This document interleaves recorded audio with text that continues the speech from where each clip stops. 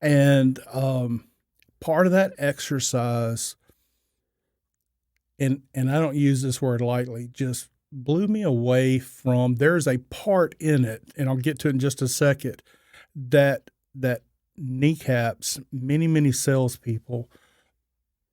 But one of the things that you put out there, and it was an aha moment, that our youth is so desperately lacking, and that's soft skills.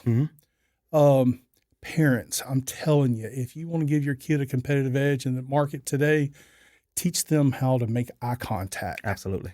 Teach them how to carry a conversation.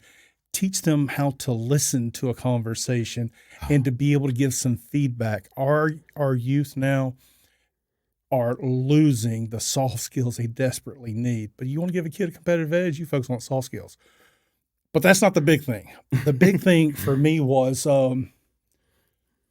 determining your why. Yeah. When in Sales 101, especially when you're in a full commission job. Been there. And which I'm there right now. And it's got a lot of great perks to it. But when you got economic issues pop up that nobody control, it's got some downturns to it. Yeah. But for a salesperson getting started, you can have the best relationship skills that are out there. But if you don't know what your why is, you're not going to have that drive to get up every day and to be your boss and to know what needs to be done and to service people at a level. When I've walked people through trying to help them determine their why, people tend to automatically think that my why is financial. My why is time saving. But when you see someone truly discover their why, and you have an exercise that you walk them through on that, and it may sound very simple to you, but as a human, or me as a man, I'll just take it on myself. We try to overcomplicate things so much, but when you truly determine what your why is, it will propel you so far that you won't have to have a boss that is standing behind you, pushing you, holding you accountable. Yeah. And you talk about those things in there. But sitting down and truly determining your why was one of the most impactful things that there's a lot of other great stuff, but one of the most impactful things that I got out of your book, because for so many people, it's hard. Nobody typically wants to look inside and say, what is really driving me? Absolutely. Is it my kids? Is it my wife? Is it my church? Is it the new vehicle I want? Is it that vacation? Is it the yacht? Is it the private jet? And for everybody, it's going to be different. Yeah. But for so many people, that is the hardest thing for them truly to find out what their why is. Because I think once you determine that, everything else becomes easier. Not easy, but easier, because now we have purpose of what's driving us. Tell me about some of your experiences in walking people through that path to determine your why. Do you think I'm kind of overblowing that a little bit on the why? No, I think that's excellent, because at the beginning of the book, once you establish who you are, you got to find out, why am I doing this? Because that gives you something to refer back to when you're in tough times. Yeah, absolutely. So, and like, I like to establish or at least I tell them to establish whys in the time of calm. So when the storm comes, they have something to refer back to. So that gives them that foundation, that extra motivational push. When I can't look to anything else, I can look to why I wake up every morning.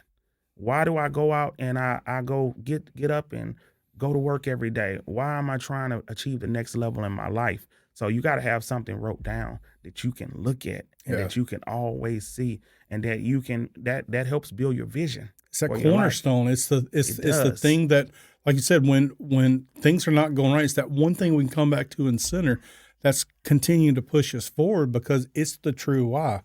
But for so many people, and even for myself, years ago, I mean, I know what my why is, but if I had your book back then, it probably would have helped me reach it a lot sooner. And again, I don't want to oversimplify the process, but what you've done here is, I think you've recentered the foundation for Sales 101. I think you've you've given it lay terms. It's not something. It's not a complicated process. I mean, you've got steps laid out that if you're guaranteed to succeed, I know you're not going to put that guarantee on your book, but I mean, somebody would be foolish or just a complete idiot not to succeed if they followed all those steps. But the most impactful thing is determine your why, because for so many people, that internal look is so difficult. No, I agree. I agree 100%. There was a quote, let me see if I can find it here, that you put in the book that spoke to me. A wise man once told me it's not always about the best sales numbers and the highest commission. He said it's about becoming the most consistent professional the company has ever known. When I got my real estate license, there was going through the school, there was a teacher there, and I'm probably have added to the things that he said, but I believe what I'm saying to be accurate. He says 2 ways to make money in real estate. Mm-hmm. You sell real estate or you sell things to real estate agents. I say that to say this.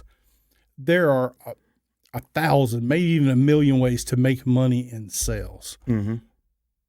But if you want consistent growth, you got to be consistent. You got to have a plan and you have to stick to it. Someone was asking me the other day, they wanted to try a new marketing strategy.